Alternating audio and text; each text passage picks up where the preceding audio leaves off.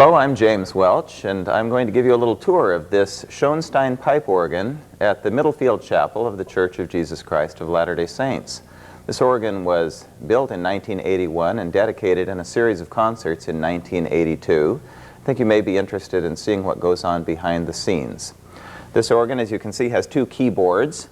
They're called manuals, and also a pedal board for the feet. The keyboards have 61 notes each, and the pedal board has 32 notes, and I'll be describing some of the controls here at the console. We'll go back and see the pipe chambers later. You will be interested to know that all the sounds that are made from this organ are wind-driven. There's nothing electronic on this organ, no loudspeakers, no amplifiers. They're all pipes with wind blowing through them, just like pipe organs have been doing for centuries and centuries. The difference now, of course, is that the blower is an electric one instead of having people back behind the organ pumping by hand, which makes it a lot easier. The stops control the sounds for each manual. This is a set of stops for the Swell manual, the upper manual, and the pipes for this manual are not visible. They're behind the screen.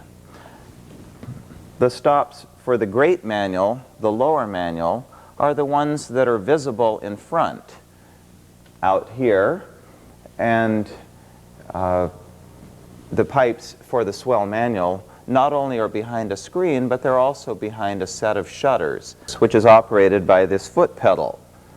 And that can control the volume of part of the organ, but the pipes for the great division, which are outside, are always speaking or heard at one volume. The stops here on the side control the sounds for the pedals.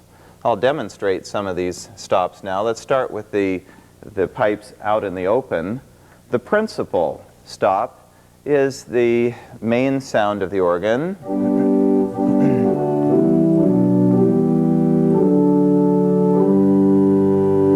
These are the pipes front and center.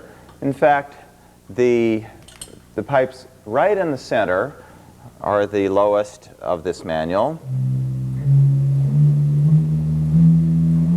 Those lowest 5 pipes that you see. Then on either side, the sounds continue on upward, with the principals in the back row, a flute rank, which is the skinnier pipes that you see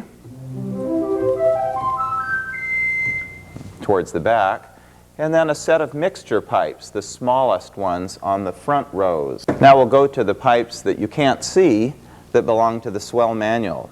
Some of the most useful ones are the strings. They're imitative of strings, even though they are actually pipes with air blowing through them. This is the Viola.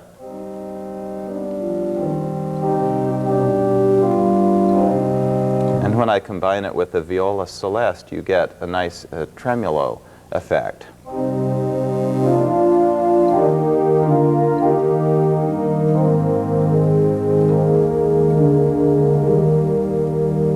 Which church organists like to use a lot in prelude music. The Swell manual also has some flute pipes and a piccolo that goes way up here, the highest pitch on the organ.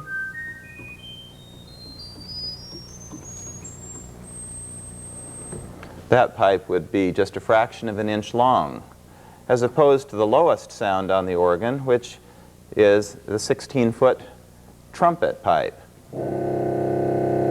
There's a set of trumpet pipes, the 16-foot, which gives the low pitch, like a set of trombones or tubas.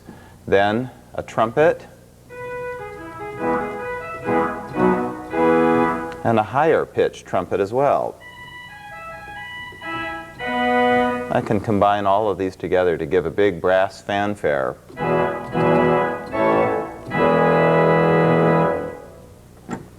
Now let's go to the pedal rank. These pedals also are not visible. The lowest pitch is this open flute pipe, which sort of rattles the room and the floor. You can feel that almost more than hear it. And the big trombone again down in the pedals.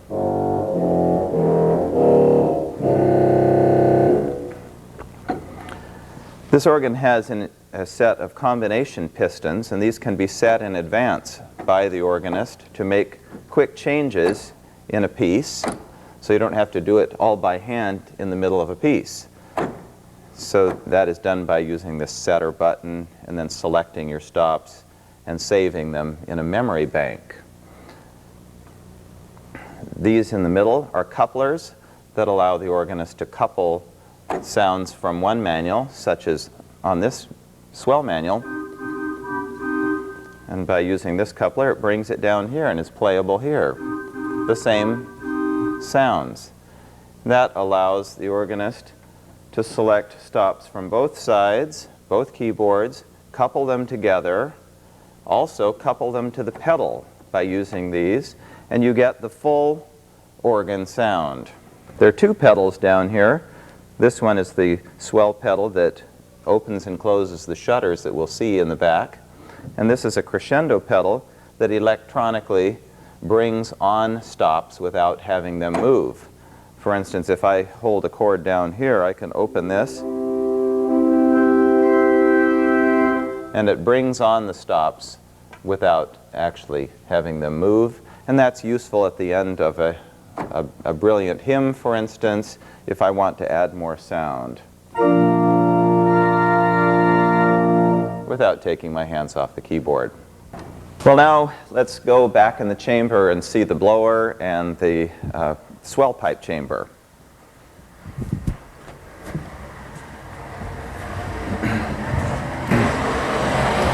Well, now we're back in the storage room behind the choir seats, and this is where the blower is for the organ, the blower that provides the wind pressure for the organ. Since this organ only has a few hundred pipes, the motor for it is a rather small one, much smaller than the blowers would be for a large pipe organ. This is a flexible duct. The wind goes through this fan, is pressurized up into here, into this reservoir with springs on it that help to stabilize the wind pressure, because every time you hit a chord on the organ, the pressure drops, and if the pressure dropped too much, well, then the sound would go flat from the dropping wind pressure. And so there's several of these bellows or reservoirs throughout the organ that help stabilize the wind pressure. So now we'll go up these up the ladder, up into the chamber that has the swell pipes in it.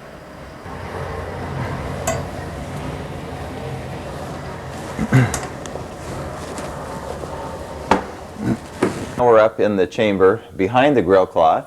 In fact, you can see some of the tall flute pipes and some of the principal pipes that belong to the great manual. And over here against the wall are some of the pipes that belong to the pedal division. These are wooden flute pipes. They sit on this pressurized air chest, and when you push the key down, it opens a little magnet, a valve in here. The air comes up through the pipe. This is just like a big whistle. And there are stoppers in the top of these wooden pipes that double the air column and make these pipes speak actually an octave lower than they would normally if there weren't the stopper in the top of it. Here you can see a number of electrical relays, because the keys on the organ itself are a set of switches, and when the organist pushes down a key, it sends an electrical signal here, and these help route all the signals to all the individual pipes in the whole organ. Continuing here against the back wall of the back chamber are the reed pipes. These are the trombone or bass trumpet pipes. You can see that some of these are mitered, they're turned around. The length of the pipe is still the correct length, but they've had to change these so they would fit in the space that was allotted. And these interesting little wires on the bottom of each pipe are the ones that allow you to tune the pipe. There's a vibrating metal tongue in the boot or the bottom of each of these pipes, and by tapping this up or down, it changes the length of it slightly, and that's how you tune reed pipes. Now as we go over here to the other side, we can see the lowest principal pipes. The 8-foot principal pipes in the pedal. The whistle part is down here, goes all the way up here, And this is a collar or a sleeve on top of the pipe that can be slid up and down, and that's how you change the tuning of a flute pipe, by changing the length of it. Now we're going to open the doors that go into the swell chamber. This is entirely enclosed, and on the front of it we'll see the shutters that open and close that are operated by the foot pedal.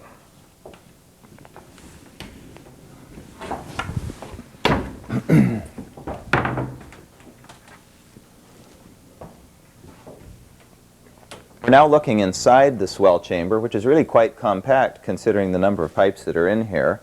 Against the back row are the trumpet pipes. And since they need to be tuned more frequently than the others, they're placed at the back so for easier access. Then as we continue, there's a rank of string pipes. Here are some more principals. Towards the back, you can see again that the pipes are mitered, turned around because otherwise they wouldn't fit in the low ceiling of this chamber, but they still speak at the proper pitch because the total overall length of the pipe is correct. The smallest pipes are down here, such as the piccolo and the other 4-foot Spitz principal. They all end down here. And the material that pipes are made out of makes a difference of how they sound, whether they're made out of wood or metal, whether they're open on the top or stopped on the top. Everything contributes to the sound. These are the shutters that open and close to adjust the sound. The pipes continue to speak at the same volume, but the doors just close and open, so the volume out in the chapel changes. And this is the mechanism that actually fires it through wind pressure. This is powered by wind. And now I'll go down to the console and open and close the shutters so you can see what it looks like back here while it's operating.